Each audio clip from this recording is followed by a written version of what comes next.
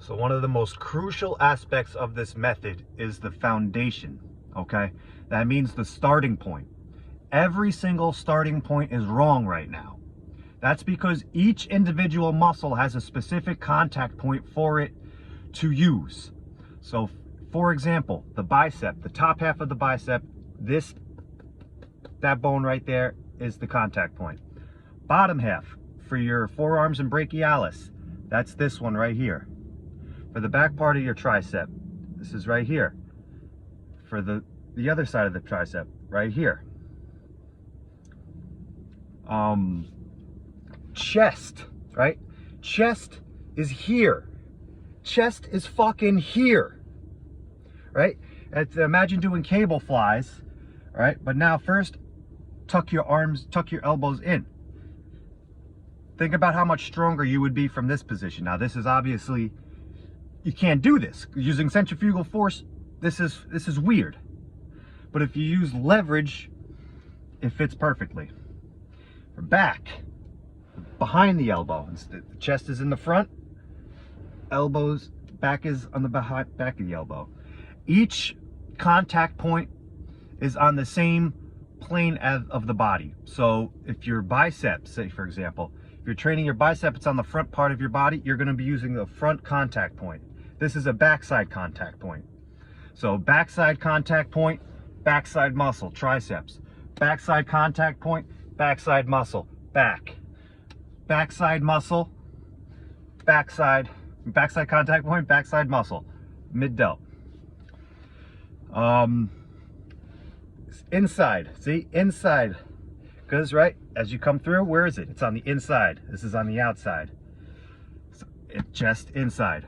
A lot of people you'll see put straps around here and connect them to a cable, but again, pain is going to get in the way, because I've done this already. I've done 70, 80 pounds connected to the cables here, and done just like you guys do with the cable flies and centrifugal force from here, just like you see other people do. But this is bad because it's coming, the strap is going through here, right? The pressure is coming through here, through all of this, all of these ligaments, all of this strain being put on your arm and your shoulder. It's so bad for you. So if it's bad from here, why isn't it bad from here? It's just less bad. But this is more effective. So it's effective at breaking you down, but also getting a little more muscle mass, but you're accelerating your demise either way. So you're just speeding up the process by shortening it to here. But if you turn it in, you're now functioning properly, and you're no longer, you're improving your strength and removing the demise altogether instead of accelerating it. So it's a win-win-win-win. There is no aspect in which this is a loss. You're never taking an L with this, ever. You're never getting hurt. If you don't have to worry about injury inside of the gym, think about how much more freeing that is. All right, think about, there's nothing to hold you back. Think about how fucking amazing that is. All right, you're unstoppable within this method. Everybody should want to do this. It's the only way to function. There's no pain and there's no injury risk. All right, you still get the muscle soreness, and that's another great aspect of this. Because you're using your bones, you're creating a bypass going straight from the contact point to the muscle. So when the delayed onset muscle soreness kicks in, it kicks in much faster because you're relying on that bypass. So that soreness no longer has to travel through your body and your body's resources to get to the muscle. Instead, it's creating the bypass and going straight there. So you can have a sore bicep and still train your chest. You can have a sore tricep and still train your chest. That's another thing. Muscles are grouped from front to back, so there is no chest and triceps because they're on separate sides. Contact points are specifically designed to target muscles that are on the same side. So you should not be using contact points that are on opposite sides of the body. So if you're training back, you should not be using your hands at all. Now you can use your hands if you're advanced enough within this method. You can start incorporating hands, but for starting out, You have to completely remove your hands until you fully understand this method. Then you can start using your hands again, the way I do, because I use my hands quite a bit. Maybe about 25% of my workout I'll use some hands, because there's ways to work around it and use it, because your hand provides an extra level of balance when incorporated properly. However, it's still not necessary to achieve your goals. I just like to do it for creativity purposes, and maybe find a different way to apply a workout exercise to that muscle. Maybe this way is a little more effective. So that's why I'll keep what do you call it, experimenting. So hands can be very useful within this method, but only for specific movements. So that being said, the contact points are the key here. There's a contact point for every single muscle. These contact points are impervious to pain, and they can be overloaded without fear of breaking, bruising, or pain.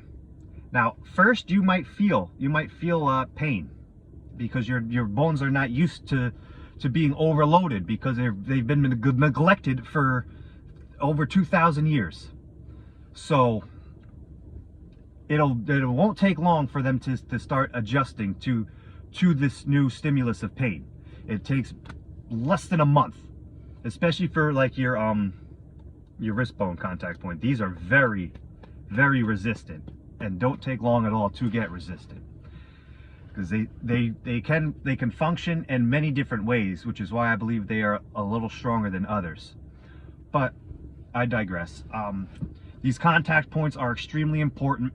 I can cover every single one of them individually, or I could just show you the workouts like I have on the channel, and you can see which contact points I'm using. And if you listen to the path my body is taking as I describe it, and if you try to watch and try to understand what I'm doing, you will have a better understanding of this method. But one of the core movements of this method is the thrusting ability. It's the ability to pop lock, essentially, like the dancers, like the pop lock. This is a force multiplied movement, because my chest is coming out and my head and my tailbone are going back. So by doing that, you're creating a thrust, right? You're creating a thrust. And what is a thrust? Thrust is essentially leverage, because as it goes in one direction, there's a force going in the opposite direction, which is the definition of leverage. So it literally is a leverage movement, leverage-driven movement. This is a leverage-driven movement. So if you operate within the thrust, you are constantly in a force multiplied position. So now if you look at the thrust, right, it's a short range of motion. It's very short range of motion. Now that's okay. There's certain exercises you could do where that's fine, where you could operate within just that thrust, going back and forth. However, you can apply a screw to it, a simple machine called a screw. Same thing with a socket wrench, right? A socket wrench is a lot easier to use than just a manual wrench, right? It'll take, because then you got to reset the wrench, right? Reset the wrench, ratchet, done. So if you apply this ratchet, it allows you to keep progressing without having to stop. So you keep tension on that muscle while resetting the thrust, allowing you to progress further, similar to an inchworm. So, yeah, that's that. Let me know what you guys think. I'll just keep coming up with different things to say, to try to keep putting different aspects of this together, to hopefully things start making sense, because people always tell me the more I talk about it, the more sense it makes. So hopefully this is starting to make sense to people. I know a lot of people don't watch these videos yet.